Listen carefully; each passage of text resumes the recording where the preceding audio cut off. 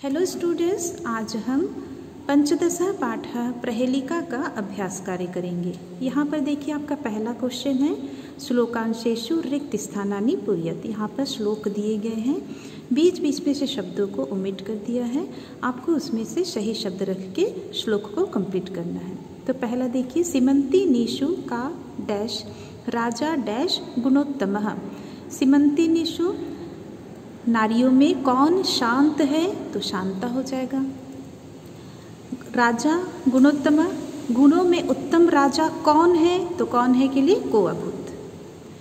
दूसरा देखिए, कंसंजघाम डैश का डैश गंगा। कृष्ण ने किसको मारा, तो कृष्ण हो गया। और शीतल धारा बहने वाली गंगा कहाँ बहती है, तो शीतल धारा वाली गंगा तो शीतल वाहिनी। अगला ग का देखिए, के डैश कन डैश न बाधते शीतम। कौन स्त्रियों के पोषण में लगा रहता है, तो दार पोषण रहता है। और कौन सा बलवान जिसको शीत भी बाधित नहीं करता, नहीं डराता, तो बलवंतम। विच्छाग्रवासी न च डैश न च शूलपानी। वृक्ष पे रहता है परंतु पक्षी राज नहीं है, तो पक्षी राजा। त्रिनेत्रधारी है परंतु शिव नहीं है, तो त्रिनेत्रधारी हो गया। अगला आपका देखिए, श्लोकांशान योजयत, श्लोक को मिलाने हैं। किम कुर्यात कातरो युद्धे, इसका आधा पोर्शन दूसरी जगह दिया हुआ है। तो कायर युद्ध में क्या करते हैं, मृग से सिंह भाग जाता है, मृगात सिंह पलायते, ये हो जाएगा। अगला आपका देखिए, यहाँ पर विद्वद्भिः का सदा वंद्या। यहाँ देखिए, विद्वद्भिः का सदा वंद्या, विद्वानों में कौन सबसे, किसकी सब हमेशा पूजा होती है, तो अत्रिवोक्तम दिया है। अत्रिवोक्तम ना बुध्यते, यही दिया गया है पर समझ में नहीं आ रहा। अगला देखिए, कंसंजघाम कृष्ण, कृष्ण ने किसको मारा, तो इसमें है का शीतल वाहिनी गंगा। और शीतल धारा बहने वाली गंगा कहाँ बहती है।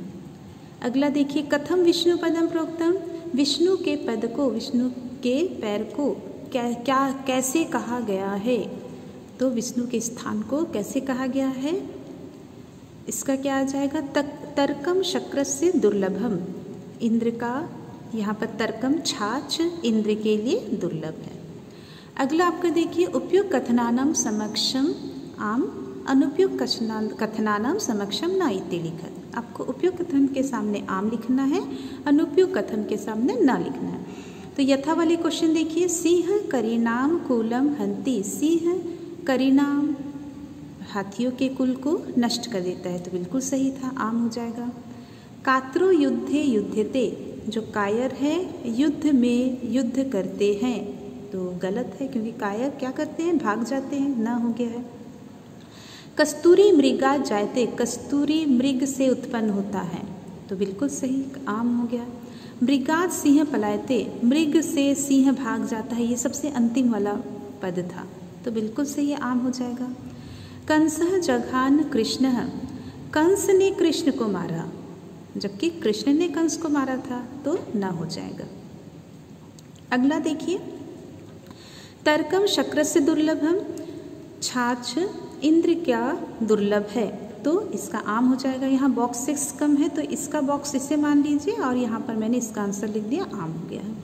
जयंत कृष्ण से पुत्र है, जयंत कृष्ण का पुत्र है, तो गलत है, ना हो गया है। अगला क्वेश्चन आपका देखिए, संधि विच्छेद है। संधि विच्छेद में करीनाम कूलम, तो करीनाम म हलंत हो जाएगा, कूलम अलंग हो जाएगा, ठीक है। ये व्यंजन संधि है, म स्थानीय अनुस्वार के अनुसार। को अभूता का कह प्लस अभूतः, ये विसर्ग संधि है। अत्रिवोक्तम, अत्र प्लस, यहाँ पर देखिए दो है, अत्र प्लस एव, ये अत्रेव हो जाएगा, तो अत्रेव, यहाँ पर अत्र प्लस एव, अत्रेव ए की मात्रा लग गई इसलिए वृद्धि संधि है। फिर एव के साथ क्या हो गया, उक्तम, ओ अलग हो जाएगा, उक्तम हो गया, तो एव प्लस उक्तम, यहाँ गुण संधि है। वृक्षाग्रवासी, वृक्ष प्लस अग्रवासी है ना, आ की मात्रा होगी इसलिए दीर्घ संधि है। त्वकधारी, त्वकधारी का त्वक ग है ना, क के स्थान पे ग हो जाता है। ये व्यंजन के प्रथम अक्षर है, तृतीया में परिवर्तन का नियम है, तो त्वक प्लस वस्त्रधारी हो जाएगा। विभिम्र का विभिम्र ना प्लस ना व्यंजन संधि है। अगला आपका देखिए, अधोलिखितानां पदानां लिंगम विभक्ति वचन लिखत। आपको नीचे लिखे गए पद का विभक्ति, लिंग, विभक्ति और वचन लिखना है। जैसे यहाँ पर करिणाम दिया है, उसकी विभक्ति पुल्लिंग है और ये षष्ठी वचन है। हम क्वेश्चन पे जाते हैं तो आपको और अच्छे से समझ में आ जाएगा। यहाँ पर देखिए आपके ये सब शब्द रूप ही है ना। कस्तूरी दिया है, कस्तूरी क्या है? स्त्रीलिंग है, प्रथमा विभक्ति एक वचन। युद्धे, युद्धे पुल्लिंग है, सप्तमी एक वचन है। सीमंती निशु, ये स्त्रीलिंग है, सप्तमी है और बहुवचन है। बलवंतम पुल्लिंग है, द्वितीय है और एक वचन है। शूलपाणी है, ये पुल्लिंग है, प्रथमा एक वचन है। शक्रस्य स्यल हो गया है, मतलब पुल्लिंग है, षष्ठी है, एक वचन है। इसके लिए आपको शब्द रूप याद करने पड़ेंगे। विलोम पद देखिए, जायते, जायते माने क्या होता है ना, जायते उत्पन्न होना, तो उसका हो गया उल्टा म्रियते हो गया है। वीर, वीरह, वीर माने वीर होता है, तो कातरह, कातरह माने डरपोक। अशांता, जो अशांत होता है, मतलब जो अशांत है। और शांता माने शांत, नारियों में शांत कौन है ना, तो ये जो शांत हो गया है। मूर्खे माने मूर्ख, विद्वत भी माने जो विद्वान होते हैं। अत्रेय माने यहाँ ही और तत्रेय वहाँ ही हो गया। आगच्छते माने आना, पलायते माने भाग जाना। अगला समानार्थक पदानी देखिए, करिणाम, करिणाम का मतलब हाथी होता है, तो ये गजानाम हो गया है। अभूत, अभूत भू धातु का है, तो अभवत हो गया है। वंद्या, वंद्या माने पूजा जाना, तो वंदनीय हो गया। बुध्यते माने जानना, अवगम्यते का मतलब जानना होता है। घटः माने घड़ा, तो कुंभ का भी मतलब घड़ा होता है। ये संजघान है, ध नहीं है बेटा, है ना, घ कर देंगे तो संजघान, संजघान माने वध करना, तो अमारियत का भी मतलब होता है वध करना। अगला आपका देखिए, ये छोटा सा कथाम पुरियत जैसे ही है। ये कोष्ठकात अंतर्गतानां पदानां उपयुक्त विभक्ति प्रयोगेन अनुच्छेदम पुरियत। आपको ब्रैकेट में जो पद दिए गए हैं उसमें उपयुक्त विभक्ति का प्रयोग करके अनुच्छेद पूरी करनी है। तो अब यहाँ देखिए, एकः काकः, एक कौवा, आकाश को करना है, तो एक कौवा आकाश में तो सप्तमी लग जाएगा, आकाशे। डयमानः आसीत्, उड़ रहा था। त्रिशातः सह दैस अन्वेषण करोति, प्यासा वह जल का, जल का है ना, खोज कर रहा था, जल की खोज कर रहा था, तो जलस्य हो गया, षष्ठी लग गई। तदा सह डैश अल्पम डैश पश्यति, तब उसने घड़े में है, तो सप्तमी लग गया, घटे।